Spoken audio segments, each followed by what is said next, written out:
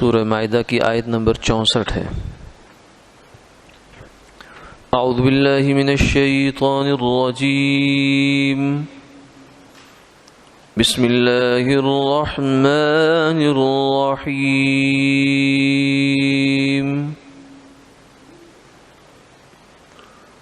وقالت اليهود يد الله مغلولة غلت أيديهم ولعنوا بما قالوا بل يداه مبسوطتان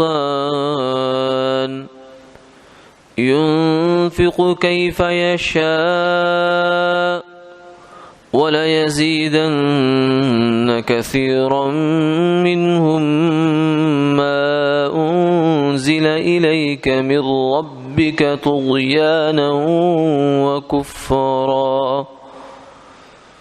وَأَلْقَيْنَا بَيْنَهُمُ الْعَدَاوَةَ وَالْبَغْضَاءَ إِلَى يَوْمِ الْقِيَامَةِ كلما أوقدوا نارا للحرب أطفأها الله ويسعون في الأرض فسادا والله لا يحب المفسدين۔ صدق اللہ العظیم۔ اور یہودی کہتے ہیں کہ اللہ کا ہاتھ بندھا ہوا ہے، انہی کے ہاتھ بندھے ہوئے ہیں، اور ان کے اس کہنے کی وجہ سے ان پر لعنت کی گئی۔ اللہ کے تو دونوں ہاتھ کھلے ہیں، وہ جیسے چاہتا ہے خرچ کرتا ہے، اور اللہ ان میں سے بہت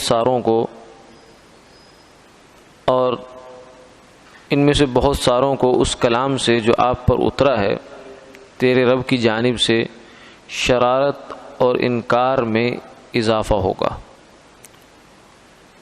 اور ہم نے ان کے درمیان دشمنی اور نفرت ڈال رکھی ہے قیامت کے دن تک۔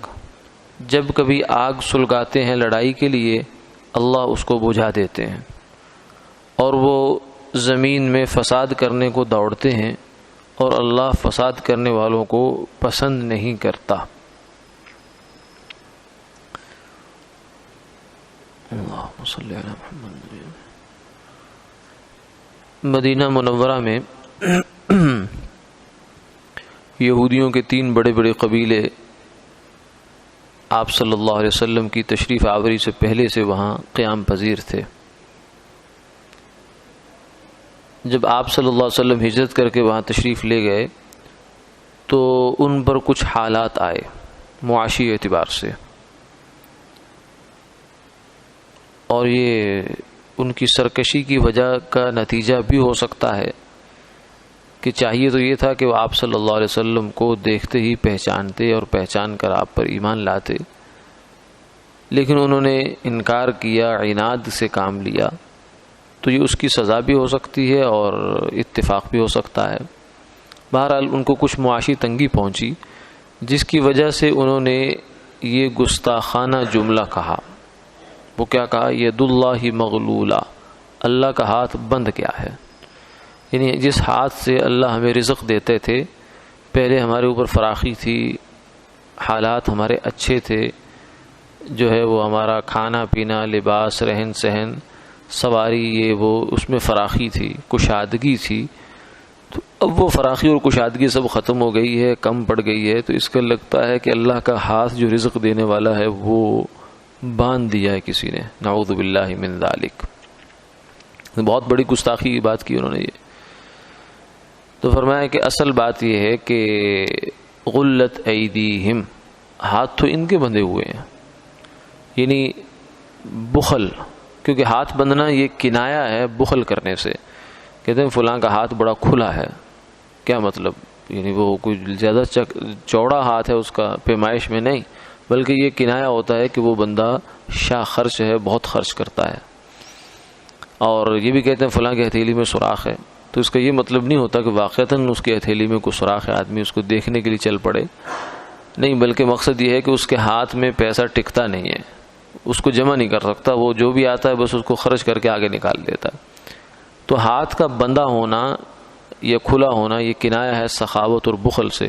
گویا کو کہنے لگے کہ اللہ تعالیٰ جو ہے نعوذ باللہ نقل کفر نباشت، کہ فرمایا کفر کو نقل کرنا یہ کفر نہیں ہوتا، یہ تو اس کی شناعت بیان کرنا ہوتا ہے، اس کی برائی اور قباحت بیان کرنا ہوتا ہے، کتنی غلط بات کی ہے، کتنی بری بات کی ہے۔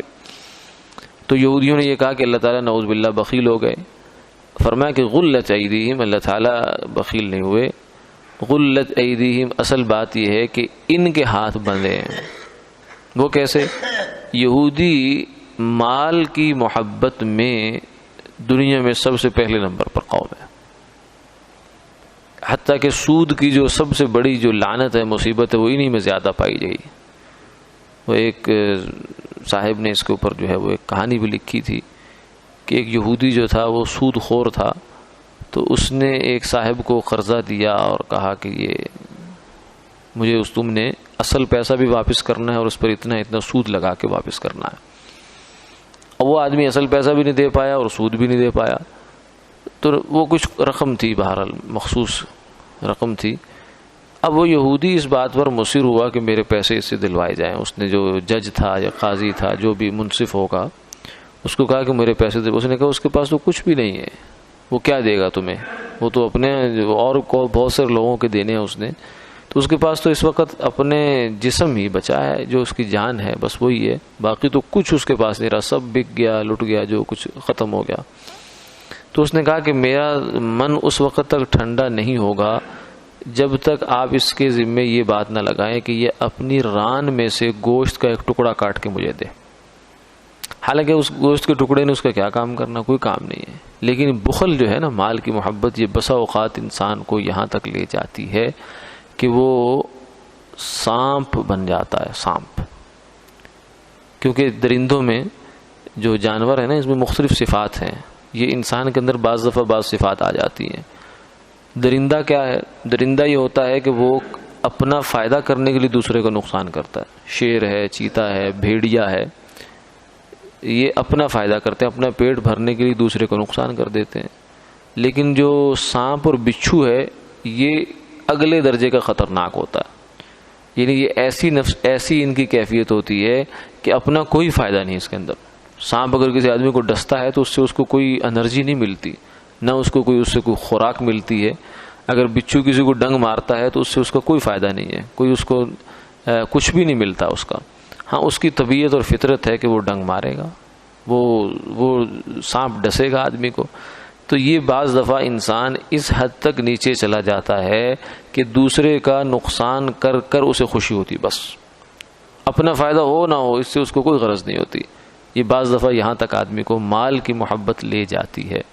تو یہودی کا قصہ لکھا گیا، اور یہودیوں کی نفسیات سے یہ بات بالکل کوئی بعید نہیں ہے کہ بخل ان کی جو ہے وہ گھٹی میں پڑا ہوا ہے۔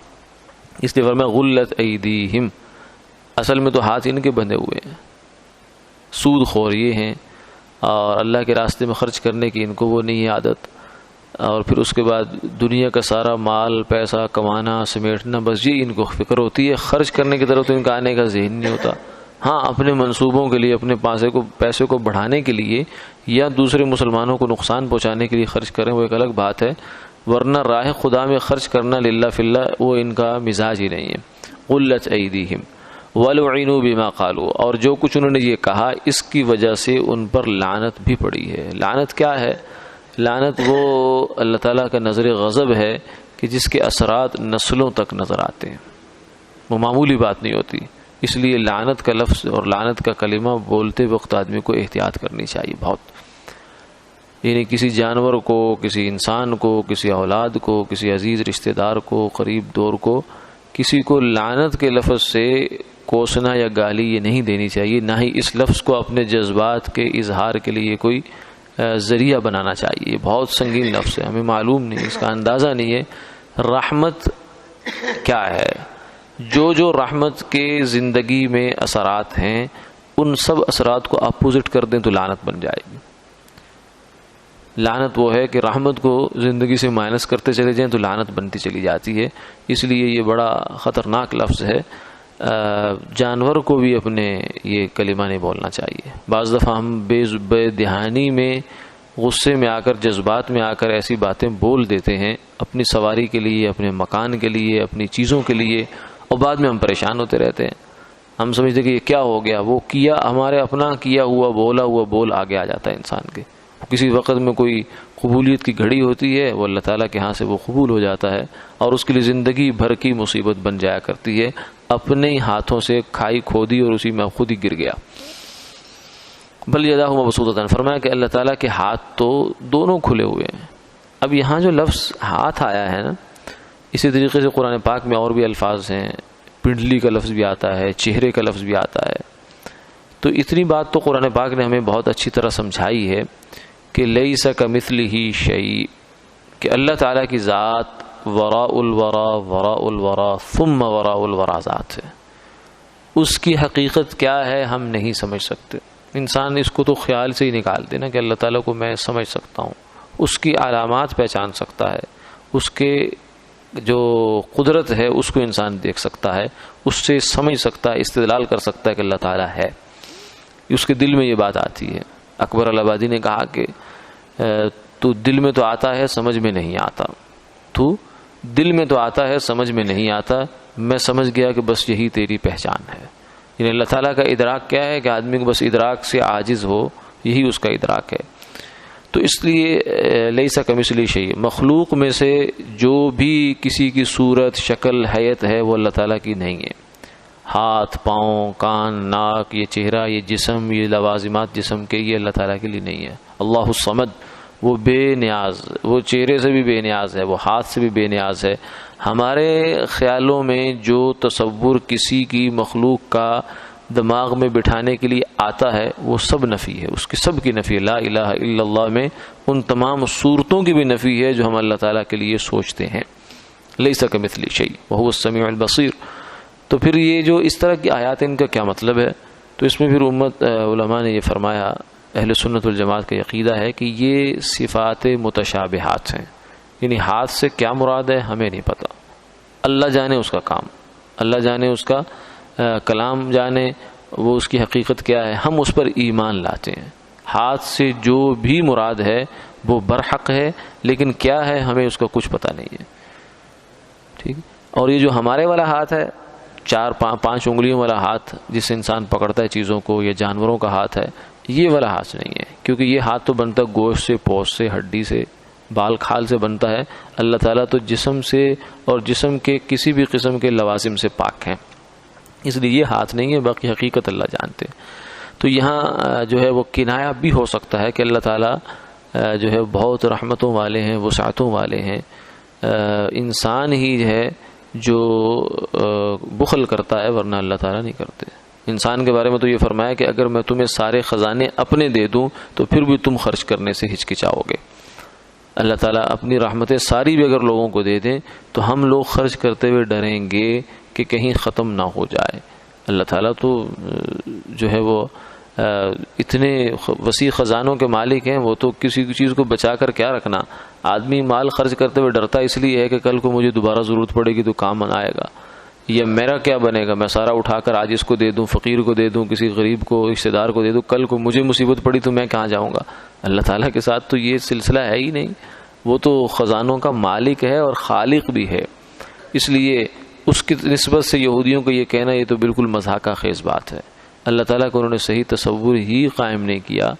ہاں یہ بات البتہ ضرور ہے کہ اللہ تعالیٰ نے خود ہی قرآن پاک میں فرمایا وَلَوْ بَسَطَ اللَّهُ الرِّزْقَ لِعِبَادِهِ لَبَغَوْا فِي الْأَرْضِ وَلَكِنْ يُنَزِّلُ بِقَدَرٍ مَا يَشَاءُ إِنَّهُ بِعِبَادِهِ لَخَبِيرٌ بَصِيرٌ. کہ زمین میں، اس زمین میں رہتے ہوئے اللہ تعالیٰ رزق کے سارے دروازے نہیں کھولتے، اگر وہ کھول دیں تو فساد مچ جائے. اب یہ ہماری حکمت میں، ہماری سمجھ میں یہ بات نہیں آتی. ہم تو یہ سمجھیں گے کہ بھائی دیکھو ایک بیچارہ جو ہے وہ مزدور ہے، وہ 1,000 روپیہ 2,000 روپیہ مشکل سے دیہاڑی لا رہا ہے، اور ایک جو ہے وہ تاجر ہے وہ لاکھوں روپے کی ڈیلیں مار رہا ہے. تو رزق تو اس کو بھی وسعت کے ساتھ ملنا چاہیے. لیکن اللہ تعالیٰ فرماتے ہیں کہ اگر میں کھول دوں، سارے پھاٹک کھول دیے جائیں رزق کے، تو زمین میں فساد مچ جائے گا۔ اب یہ کیسے ہوگا یہ اللہ ہی جانتے ہیں۔ ہمیں بھی بعض دفعہ سمجھ آ سکتا ہے تھوڑا تھوڑا اگر ہم غور کریں کہ جن لوگوں کو اللہ عام طور سے تھوڑا کم رزق میں رکھتے ہیں ان کا مزاج ایسا ہوتا ہے کہ اگر رزق ان کا بڑھا دیا جائے تو ان کے کچھ طور اطوار ہی بدل جائیں، ان کی جو سلسلے ہیں وہ بالکل ہی کچھ الگ ہی ہو جائیں۔ اس لیے اللہ تعالیٰ جہاں جس کو جتنا رکھتے ہیں وَلَٰكِن يُنَزِّلُ بِقَدْرٍ مَّا يَشَاءُ، جتنا چاہتے ہیں اتنا اندازے سے رزق اتار دیتے ہیں۔ إِنَّهُ بِعِبَادِهِ لَخَبِيرٌ بَصِيرٌ، وہ اپنے بندوں سے واقف بھی ہے اور ان کو دیکھ بھی رہا ہے، اس کو پتہ ہے کس بندے کو کیا دینا ہے، کتنا دینا ہے، کب دینا ہے، یہ وہ بہتر جانتا ہے، یہ اسی کی تقسیم ہے، اسی کے پاس ہی اچھی لگتی ہے۔ بل یداہ مبسوطۃ ينفق کیف یشاء، فرمایا جیسے چاہتا ہے خرچ کرتا ہے۔ باقی آگے پھر یہودیوں کے بارے میں یہ فرمایا کہ یہ لوگ جنہوں نے یہ بات کہی ہے ان پر لعنت ہوئی ہے، اس لعنت کا ایک اثر یہ بھی ہے کہ یہ ان کے اندر طغیان اور سرکشی بڑھے گی، ان کے اندر طغیان یعنی اللہ تعالیٰ کی نافرمانی اور سرکشی ہی آئے روز بڑھتی چلی جائے گی، یہ ہدایت کی طرف واپس آنے والا ان کا کوئی سلسلہ نہیں ہوگا۔ یہ ہوتا ہے اللہ کی جانب سے مہر لگ جانا، آدمی گمراہی میں آگے سے آگے نکلتا چلا جاتا ہے، واپسی کا راستے اس کے بند ہو جاتے ہیں۔ دوسری چیز ان میں یہ فرمائی کہ قیامت تک کے لیے اللہ تعالیٰ نے ان کے آپس میں پھوٹ ڈال دی ہے، یہودیوں کے آپس میں بھی پھوٹ ہے۔ ہمارے لیے تو یہ متحد ہیں لیکن آپس میں وہ خود کسی ایک نقطے پر متفق نہیں ہیں، الا یہ کہ جب دجال آئے گا تو اس وقت یہودی سارے متفق ہو کر اس کے ساتھ لگ جائیں گے، ورنہ اس سے پہلے ان کے آپس میں کوئی اتفاق کی صورت نہیں تھی۔ مدینہ منورہ میں بھی جو ان کے قبائل تھے وہ کوئی آپس میں لگا کر کھانے پر تیار نہیں ہوتے تھے، وہ الگ الگ ان کے سلسلے رہتے تھے۔ اور اس کے بعد آگے فرمایا کہ یہ جب مسلمانوں کے لیے کوئی نہ کوئی لڑائی وغیرہ کی صورت پیدا کرنے کی کوشش کرتے ہیں تو اللہ تعالیٰ ان کی تدبیروں کو بجھا دیتے ہیں، یعنی اطفأ اللہ، آگ لگاتے ہیں۔ آگ یعنی باطل تدبیر کرتا ہے، آگ لگانے کے لیے لکڑی لانی پڑتی ہے اور ایندھن لانا پڑتا ہے، جگہ خشک کرنی پڑتی ہے، لکڑی خشک کرنی پڑتی ہے، ساری تدبیریں ہو جاتی ہیں، پھر آگ لگ بھی جاتی ہے۔ پھر اب یہ آگ لگی ہوئی اگلے کو جلانے سے پہلے کیا ہوتا ہے؟ اطفأ اللہ، اللہ تعالیٰ اس کو بجھا دیتے ہیں، یعنی ایسی جگہ سے ان کی تدبیر کو فیل کرتے ہیں جہاں سے ان کو سمجھ بھی نہیں آتی۔ وَيَسْعُونَ فِي الْأَرْضِ فَسَادًا، فرمایا کہ یہ لوگ زمین میں فساد کرنے کی کوششیں کرتے رہتے ہیں۔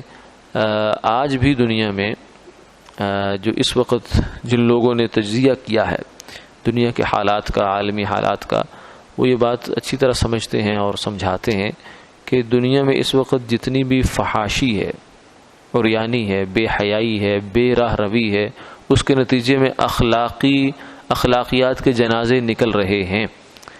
بے حیائی کے نتیجے میں، آزاد روی کے نتیجے میں بیٹیاں جو ہیں وہ گھروں سے بھاگ رہی ہیں، ماں باپ کی عزتوں کو بٹے لگ رہے ہیں اور عجیب و غریب سلسلے چل رہے ہیں۔ اس کے پیچھے کہانیاں کیا ہے؟ وہ یہ سارا یہ یہودیوں کا ہی بنایا ہوا جال ہے۔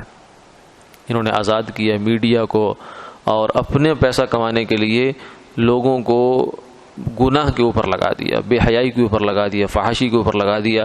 آگے لوگوں کی اخلاقیات کے بھی جنازے نکل کے دین بھی تباہ ہوا، دنیا بھی تباہ ہوئی۔ دنیا سے پیسہ دے دے کے گناہ کمایا اور گناہ کمانے کے بعد اس سے ایمان بھی کما بیٹھے اور اپنی دنیا کی زندگی بھی تباہ کر بیٹھے۔ یہ ہے فساد۔ وَيَسْعُونَ فِي الْأَرْضِ فَسَادًا، یہ لوگ زمین میں فساد کرنے کی کوشش کرتے ہیں۔ وَاللَّهُ لَا يُحِبُّ الْمُفْسِدِينَ، لیکن اللہ فساد کرنے والوں کو پسند نہیں کرتا، اس لیے اللہ کی نظر میں یہ مبغوض قوم ہے، نفرت والی، اللہ کو ان سے نفرت ہے ان کے کرتوتوں کی وجہ سے۔ وآخر دعوانا الحمد للہ رب العالمین۔